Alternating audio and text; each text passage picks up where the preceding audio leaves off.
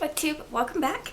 I was tagged by the Small Good Leaf to do the Opposites book tag, which is very exciting. My first tag, yay. So I guess we will get right to that. Question number 1. The first book in your collection / the last book you bought. For question 1, I have Where the Sidewalk Ends by Shel Silverstein. It was my sister's, actually, when she was a kid, and there's 12 years age difference between the two of us. So this sort of got handed down to me, and I loved it ever since I was little, and I used to memorize the stories, especially there's this one, I can't remember it, but it's very dark, and it's about a boa constrictor eating this kid, which is just really weird now that I think about it, that I used to love it so much. But, okay, so putting this one down.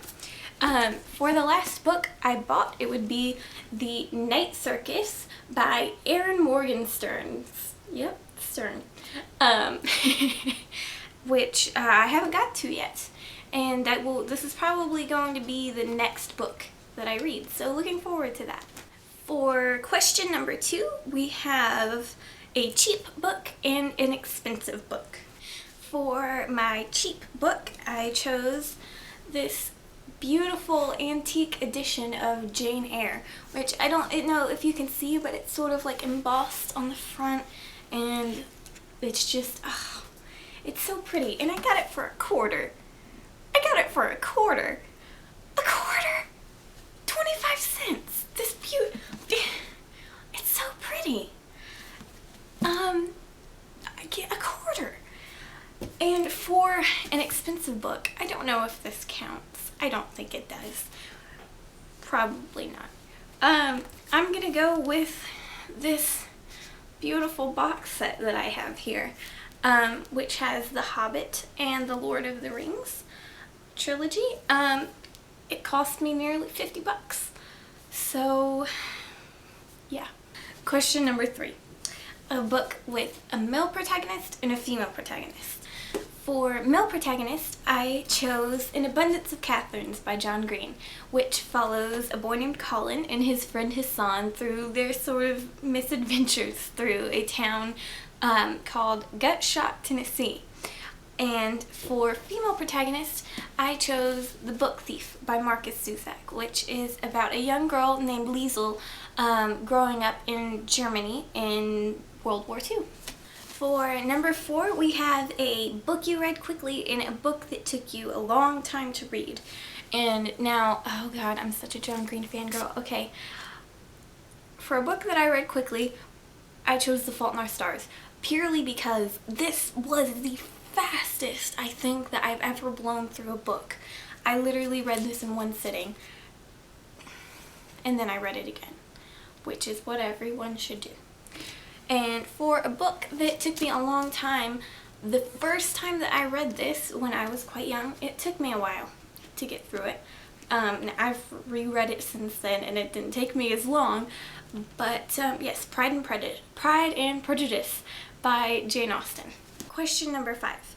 A book with a pretty cover and a book with an ugly cover. Now, since I showed you this book in my last video, but it was terribly out of frame, I'm going to show it to you again. It is this Ernest Hemingway volume. That's so pretty, and I'm going to show you the spine. That's so pretty, and then I'm going to show you the back. Oh god, it's just so beautiful. And there's shiny pages, and just, oh, and the mountains here is just sort of, it's kind of Tolkien-esque to me, you know, and it just, okay, and then for the ugly cover, we have, I mean, I guess it's fitting. The name is even sort of ugly. We have Cave Dweller by Dorothy Allison. I haven't even read this, probably due to the fact that it's just really ugly. I mean, not to judge a book by its cover, I'm sure it's great. Didn't have that great a Goodreads rating, so, I mean, it's meh. Next we have an international book and a national book. For international, I chose Dr. Zhivago by, insert author's name here. And I'm just so bad at pronouncing authors' names. I'm so sorry. And for our national book, I have To Kill a Mockingbird by Harper Lee, which this copy is quite worn because it's gotten quite a lot of use. Okay, question number 7. A thin book and a thick book. For the thin book, I chose this copy of The Great Gatsby, which is the thinnest copy I've ever seen of this book. Look how, isn't that weird? Look how thin it is. So, thin book.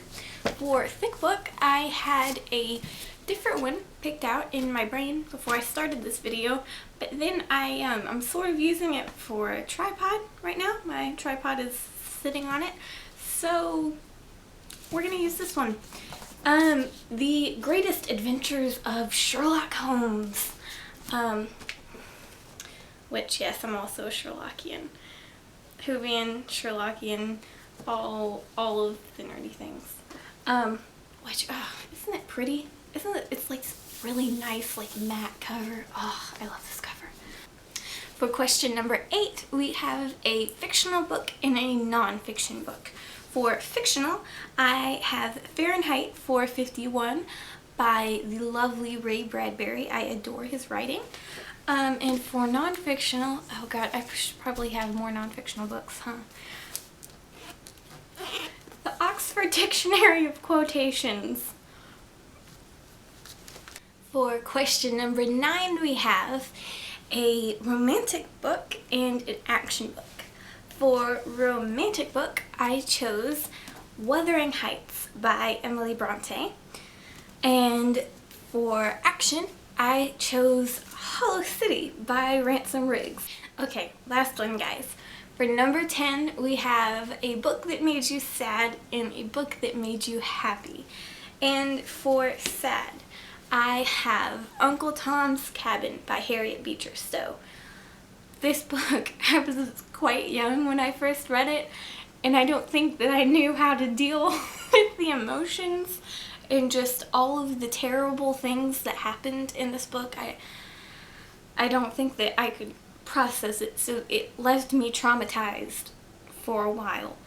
And for happy, I have the last book that I read, actually, Will Grayson. How many John Green books is that I've shown you already? Will Grayson by Will Grayson by Will Grayson. Will Grayson by John Green and David Levithan. It was, I can't remember the last time that a book just had me continuously, like, actually laughing out loud. Like, this book is so hilarious. It's just so funny. It just, you should read the book. You should, it's so funny. Well, that's the tag, guys. Thank you for watching. I'm sorry if it was a little bit rushed. I'm just a little bit pressed for time. But please like and subscribe if you feel like it. If you don't. And you have a spectacular day.